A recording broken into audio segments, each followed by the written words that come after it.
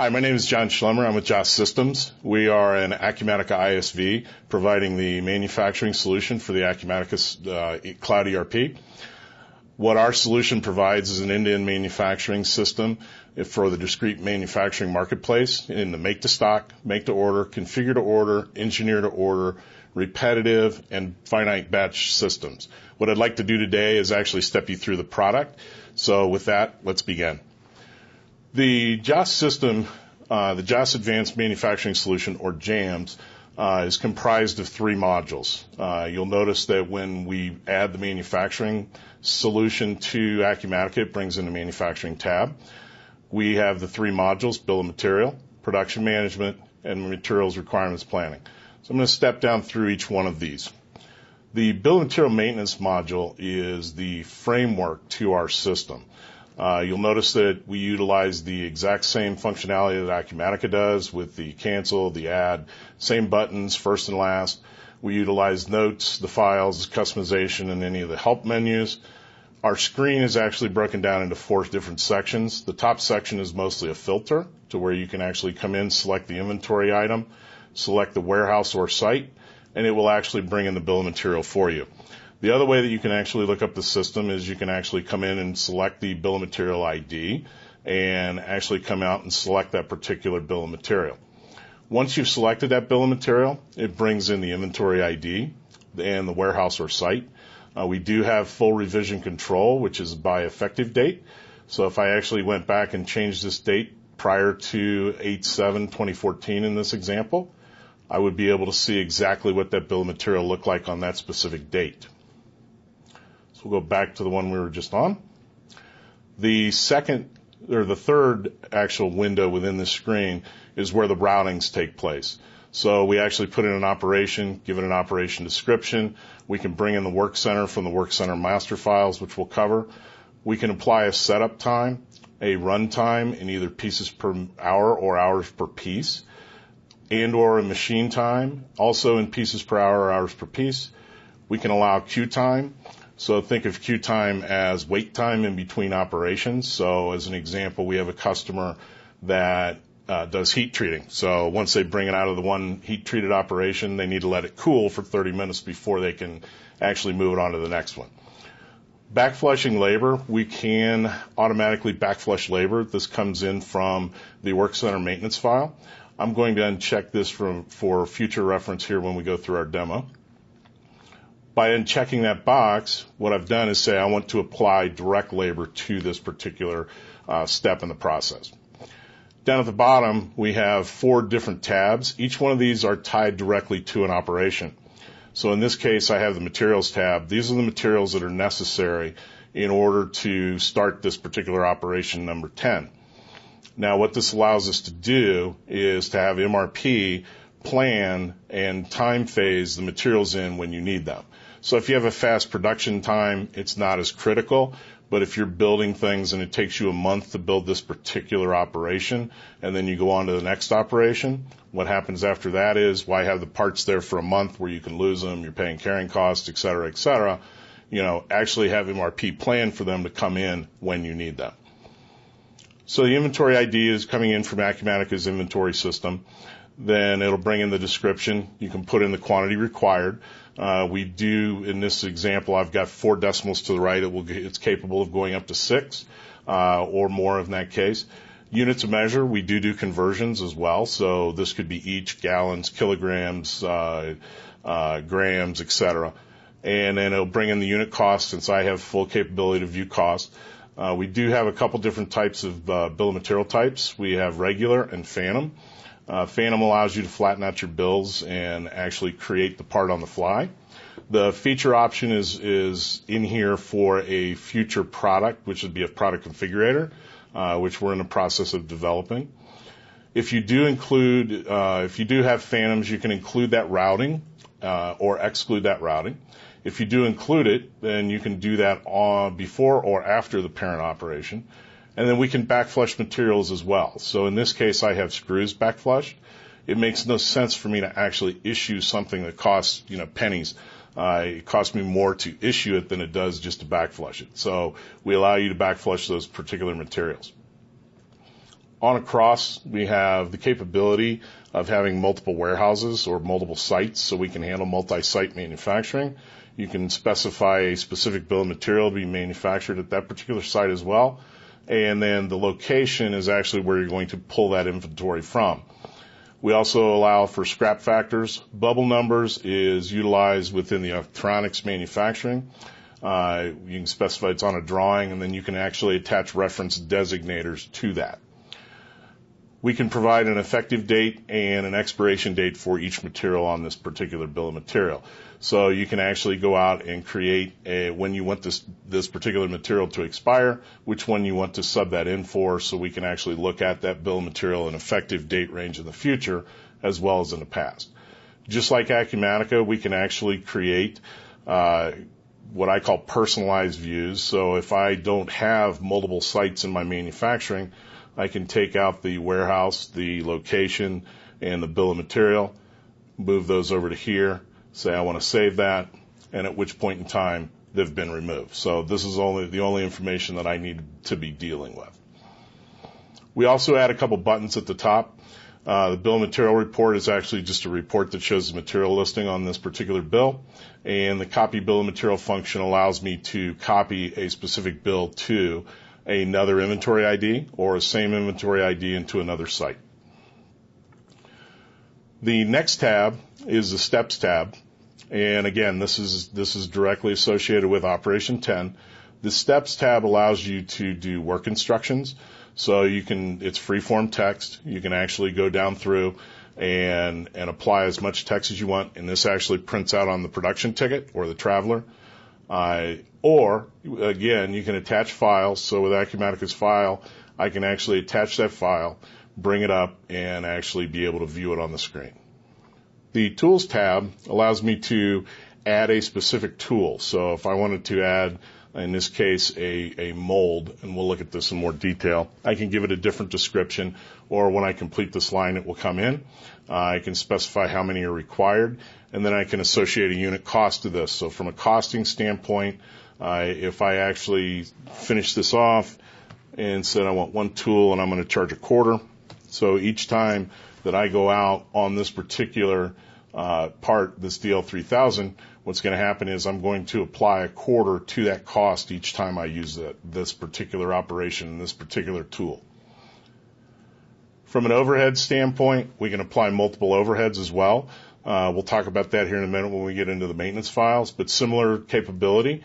I can attach either fixed or variable, and then I can apply a factor. So in this case, I'm going to multiply 1 times whatever the cost rate is. So let's look at the overhead maintenance in this case. So I've got 2 set up. I've got an admin, which is fixed, which is the one we were just looking at. So it's going to take 1 times the 4 case in this case, and it's going to apply $4 on my cost. All of our transactions flow back into the general ledger, so it's going to go back into this account and this sub-account. From a variable standpoint, we can apply a lot of different variable overheads. We can do variable by labor hours, by labor cost, by material cost, machine hours, quantity complete, and total quantity. So you have a lot of flexibility in order to fine-tune your costs. Shop floor calendar maintenance, basically what you can do here is set up multiple calendars, and we'll touch on those when we get into the work centers. Tools and aids we looked at just briefly. So if I pick the same mold, here's actually the mold that we had. I'm going to charge $0.25 each time.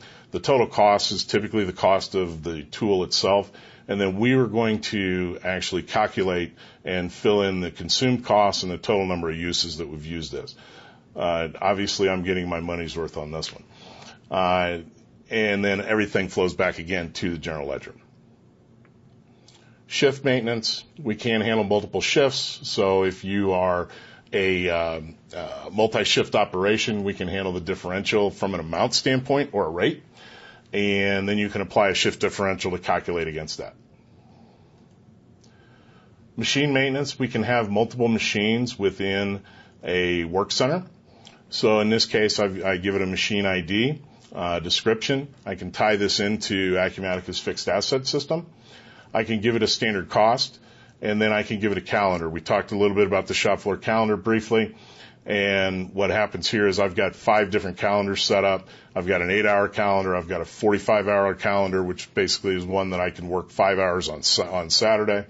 And I got a 56-hour calendar. So you can set these up in how you actually run your business. You can also set an efficiency, and again, back to the general ledger. All of this is built in, and now we go to the work center where a lot of this comes together, which then, if you'll remember when we were back in the bill of material, this is what we were putting in. So I'll just take the same one that I had. I've got a CNC work center set up. And what I can do here, we can handle outside processing. So if you've got an outside process that you send out, we can check that box, actually put that into the bill of material and the routing, and actually track that process. So either from a scheduling standpoint, you can actually issue purchase orders, and when you receive them back in, we can link that directly to the production order along with the cost. From the location, I mentioned earlier, the location actually is where you're going to be pulling inventory.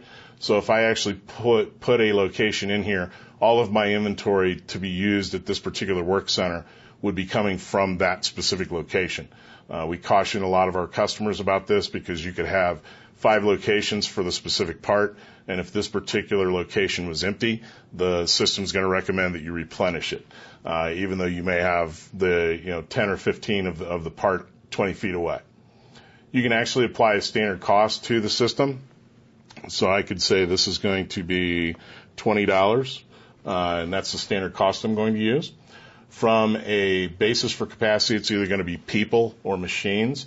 And then I can actually backflush materials or labor and have the system default when I create a bill of material on this particular work center. I have the capability to go ahead and set this up to where it'll automatically backflush materials and labor for that specific work center. We have 4 tabs down here at the bottom that relate to the work center. The first one has the shift.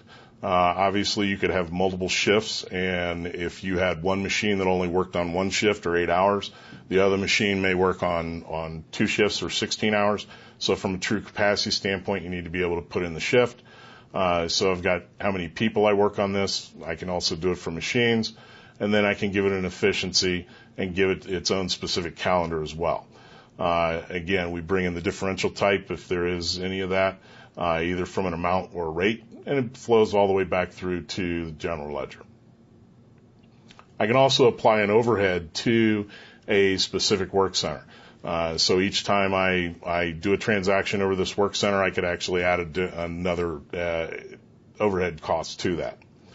Machines, again, we can have multiple machines within a work center, and on top of that, each one can have its own standard cost. And whether or not I want to use the machine cost on this is what this checkbox does, and then it comes back to the general ledger. From a where used standpoint, I actually can go out and look and see which bills of material this particular work center is used. So I've got 4 different bills of material that I'm using the work center 10. It tells me which operation number it is. It tells me which inventory part it is, which site it's at, and if it's active, it's going to give me a different revision, and then it'll give me the effective start and end date. From a utility standpoint, we actually have a BOM cost roll. What we can do with this is we can do it either in a multi or a single. We can select it for an item or a bill of material. We can do it for an entire warehouse. Specific inventory ID or bill of material ID. We can include scrap factors and fixed costs, and then we can update that either in an average cost, the last cost standard, or pending. And what happens if you go to pending, once you accept that and you want to update pending, what happens is it comes directly into Acumatica's inventory system within the price cost tab. So if I was in a standard cost, it would actually bring in the pending cost directly into the standard cost field, and then using Acumatica's standard functions, I can update my pending cost to my current cost. The other utility we have is a BOM mass change utility. So if I have a specific part that I'm going to change out throughout every single bill of material, I can actually just come in here and select that I want to change this current screw to a different screw. and it will change that throughout each and every bill of materials. So if I had 20 different bills of material listed here, it would take out the old part and put in the new part. And then I can specify an effective date. So I could do this for in the future. So that's primarily what the bill of material and the routing does. Now let's move on into production. There's multiple ways that I can bring in a production order. In this case, you can actually come in and actually just create one, just like you can with an Acumatica, add the new button, pick the inventory item, and then go ahead and pick the quantity that you're going to do, save it, and you're done. The other way that you can actually bring this in is through MRP, which we'll touch on here in a little bit, but I can create a planned order through MRP quickly to go ahead and create that production order. The third way that we can bring them in is through sales orders within Acumatica. So if I actually create a part, so I've got my DL3000 here, I need 10 of these. You'll notice that I've got my inventory to set up not to go negative, and I know that this is a manufactured part. So what I can do is click the production order button at the top. And what this does, it creates a production order in a production management system. So I've created production order 394, and then over at the right-hand side, you'll notice that I've created production order 394 as well over here. So these two are directly linked. So if we go over to the production management system and actually look at production order 394, you'll notice that this is where it came in. If I look at my references tab, it's directly tied to the specific customer and the specific sales order. So let's talk a little bit about the tabs within the production side. What I have the capability to do here is I've released this particular one, but we have a variety of statuses. We can have a planned order, which most of the systems come in that way, or most of the production orders. And then I can release the order one at a time, which is what I did in this case. Or we have a facility, a process that allows you to release multiple production orders. So if I wanted to release all of these production, all I could do is just say process all, or I can pick and choose whichever ones I need and say process. So I've released this, so now I can apply financial transactions to this. I'm looking to produce 4. The system will automatically update the quantity completed and the quantity scrapped via the transaction set.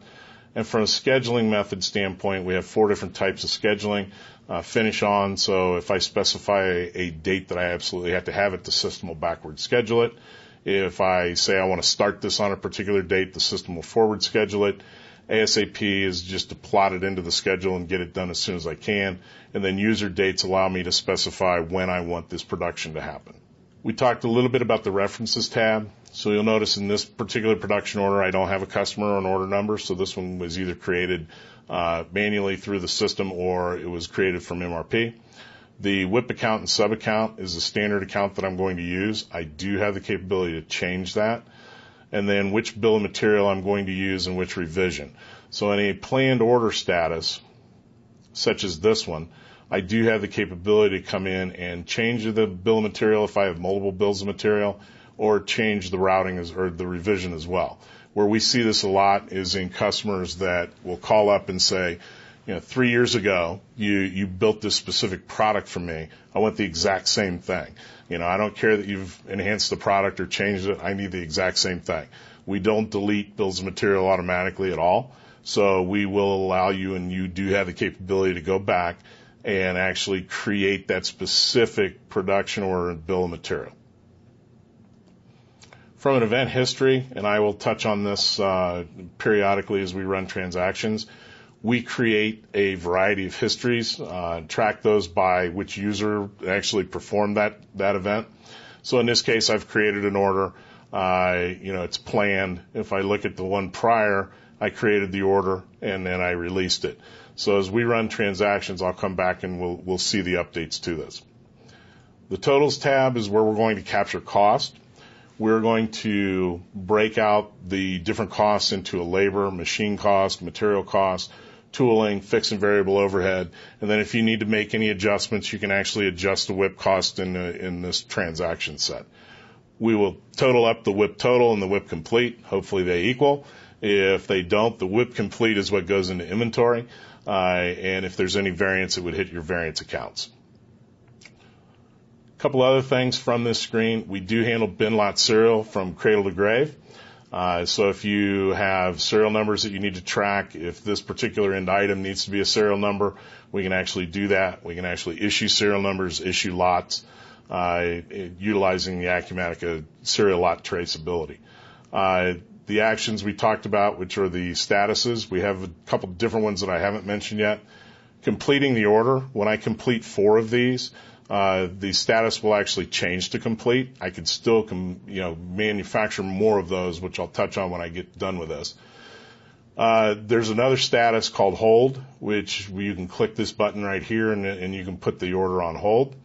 And then I can complete an order short. So if I only completed 3, I can actually go ahead and complete that order short if I need to. I can also cancel it. And there's 2 other statuses that don't show here. In process, which will actually change, and I will make mention here in a minute. Once I apply a financial transaction to this production order, the status will automatically change to in process. The other one that's not on here is closed, and how that, we're going to talk about closing it. So we'll go through the whole process, and you'll see how all this interacts. The inquiries, I have a couple different choices here. I can look at production detail, which is basically the bill of material that I'm going to utilize to produce this production order. So I've copied the latest bill of material in from my bill of material system.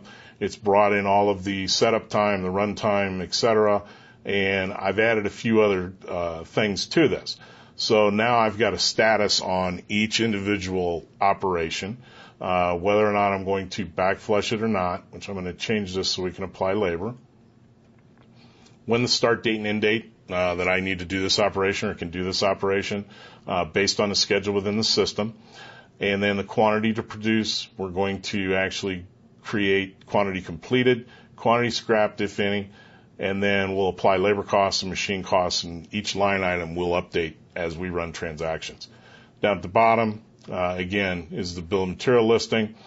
And what we've added into here is once we issue, we'll have a quantity actual that we've issued or backflush, and then the total actual cost of that as well. The other drop down in the inquiries is a function called critical materials. And what this shows is any shortages for that specific production order. We caution people the critical materials is not a replenishment system. That's what MRP is.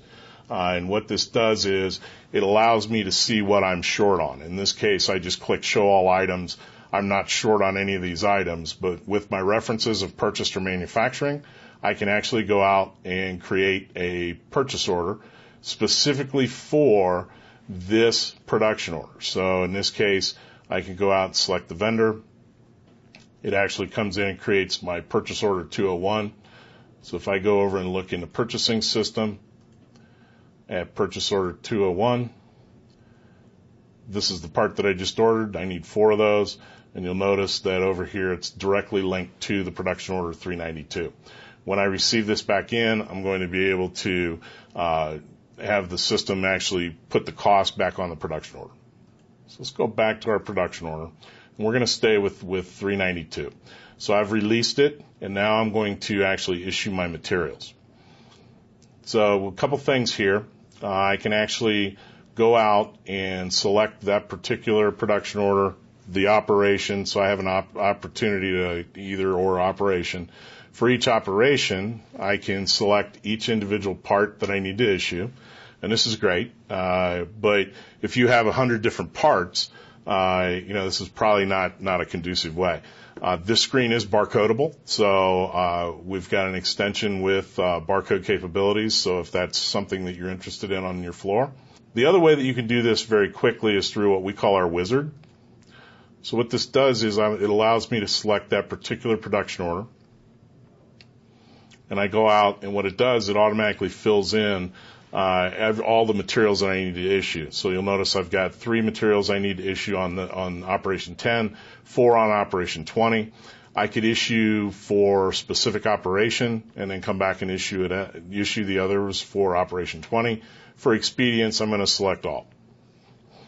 And what this does is it automatically comes in and fills in the grid that I was doing one at a time. So if I had any lot or serial number that I needed to process on here, the system would actually force me to put one in.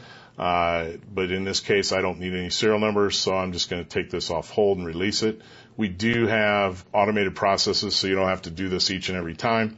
You can actually go out and release materials and then process these in a batch. Same thing with labor as well. So now that I've issued my materials, I'll go back to the production order, and if I look at my totals, you'll notice that my material cost is now associated with that particular production order. My event history, I've actually released materials to that. If we look at labor, labor's fairly similar. Again, this is a barcodable screen as well, but I can actually come in and if you remember, I unchecked the flag so that I could process direct labor. You can select which employee it is. Again, if you're barcoding, they're going to scan their badge, which shift they're going to be on, what the transaction date was, and then how many hours they worked and how many they actually produced. So we had 4. We'll assume that they completed 4. And then if they actually scrapped any, you'd be able to put in a scrap as well. Take this off hold and release it. And then what's going to happen is it's going to apply that direct labor to that production order as well. So if I go in here and look at my event history, I've got my labor transaction that I just did. I've got my cost associated, my labor cost, and you'll notice I forgot the in process has updated in my status. So now I'm going to do a move transaction, which we back flushing the last operation. And when I actually come in and do this, I select my production order. And this is basically just to record production. So instead of recording direct labor, I'm going to back flush my labor. Take this off hold, release it. And then this is going to update the production order as well. You'll notice I'm completed now. My event history, I've added a move transaction. My totals, I've added the fixed overhead from the first operation, material costs, and any more additional labor costs that I back flushed. And then in this case, my WIP total equals my WIP complete, and this is the number that's going to go to inventory. Now, just because it's completed, doesn't necessarily mean that I still need to process transactions to this. Somebody forgot to turn in their labor time tickets. I forgot that I used an extra piece of material. I can still process transactions to this production order. Now, once I go through a closed production order process and I close this production order, and our recommendation is that the accounting people are the ones that control this. So once I have closed that production order in my status, at this point in time, any transactions that you need to do on this production order must come in through general journal entries. A couple other things from an inquiry standpoint. We give you the capability to quickly view statuses from a planned status, released, and process. I can quickly link into that by just clicking the production order button. Comes up, I can actually come in and release it and then go right back to the screen. And then if I had refreshed it, if I'd released it and refreshed it, it would actually go into the release status. Work center dispatch. Similar way, but I can actually skinny this down and by a search and select just the Work Center 10. Again, full capabilities like Acumatica where I can sort them ascending and descending. So you'll notice I'm a little bit behind on this production order. But here's on this particular work center, this is the time that I need to do it. These are production orders I need to run through. From a processing standpoint, mentioned briefly that you can actually go in and process material batches in a true batch. I can process labor and move transaction batches. I can release multiple orders to production. I can create production or purchase orders, and then I can actually close the production orders. From a reporting standpoint, the production ticket is one I mentioned earlier. I can actually go out and select by one or print all.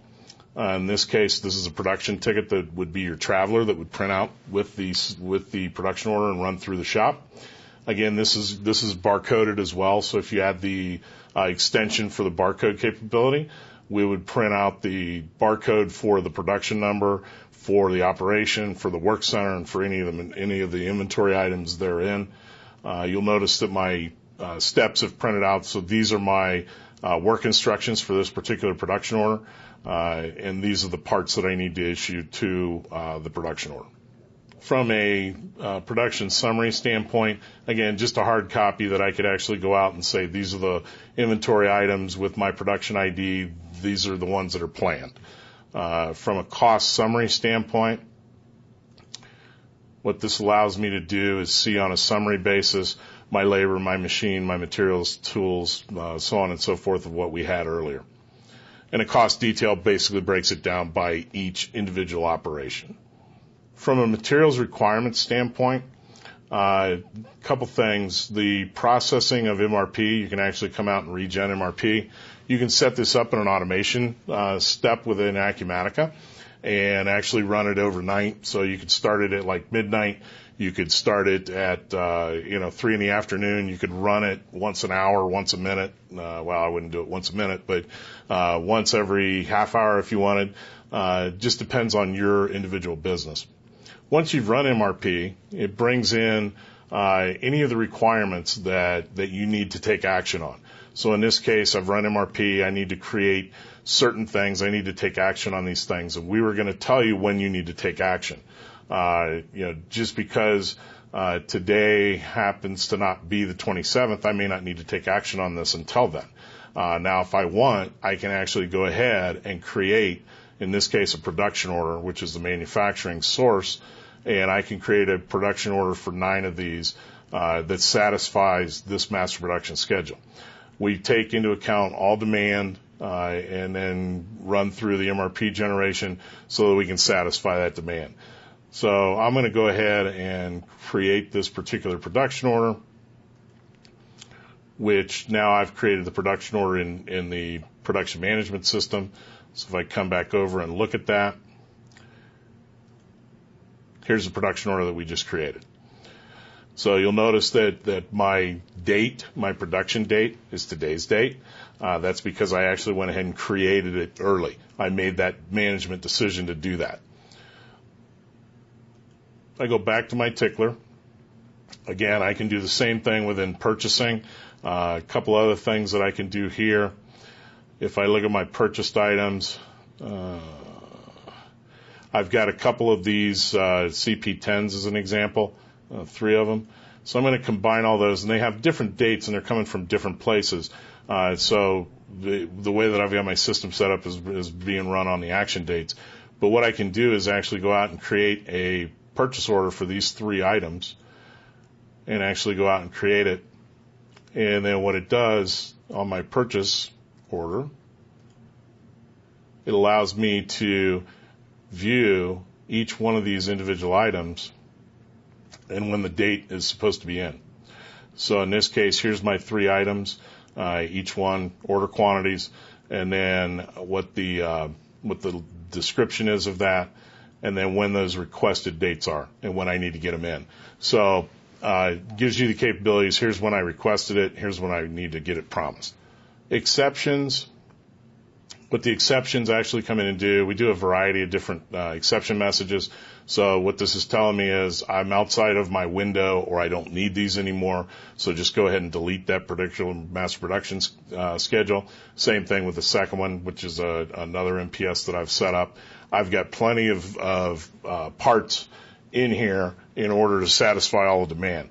Now, if I create a sales order for a deal 4,000 for 100, then these will go away because then I'm going to be able to need them. From a forecast standpoint, we have the capability to set up a forecast. So I can just come in, add a line. I can pick which warehouse or site. I can set up my intervals to do it at one time, to do it weekly, monthly, yearly. And then I can set up what the quantity I want to do, and then when I want it to begin and end. So I could set this up to run for 2 months as an example. So I'm going to run it through the end of September. So the way that I've set this up is I need 10 of them on a weekly basis. Now, master production schedules works very similar, and the difference is basically these schedules are consumed by production orders, and the forecast is consumed by sales orders. But what MRP allows you to do is manage your inventory much better and tighter so that you're not having a bunch of excess inventory or mismatched parts that you don't need. A couple of other things from an inventory standpoint. We actually add a couple functions to the stock item screen as an example. We add what we call a JAAS tab. And what this allows you to do is put in a primary bill of material. You can put a maximum order quantity and a minimum order quantity as well. From a vendor standpoint, on a purchase part, we are going to take into account the lead time and the average additional lead time. We will actually put those together from an MRP calculation. So in this case, if I actually did a -2, MRP is going to take into account that it's 3-day lead time, and that's what we're going to plan on. Conversely to that, if I just put in a 2, we're going to take into account 7. We also take into account minimums, maximums, reorder points, and everything within that. From an allocation details standpoint, one of the things that we do is we've added a couple things on here called in production, on production, and work in process. When you first come in to Acumatica and you select a inventory ID, it brings in the Acumatica function. So sales orders, purchasing, so on and so forth. And then when I select a warehouse, it brings in if there's any production orders that have been released. Let's see if I got one. Then it's going to bring those in. So I'm going to go out and release a production order real quick so we can demonstrate this. So we'll take this. So it's a DL3000. So I'm going to go ahead and release this. I'm going to go back to my inventory allocations. And now you'll notice down at the bottom I've created an AM, which is the advanced manufacturing module. So I have it on production. On production is where it's a parent item on the production order. So if I view this document, it's going to bring in a pop-up screen, and you'll notice that this is the parent item. So it's a DL3000. If I look at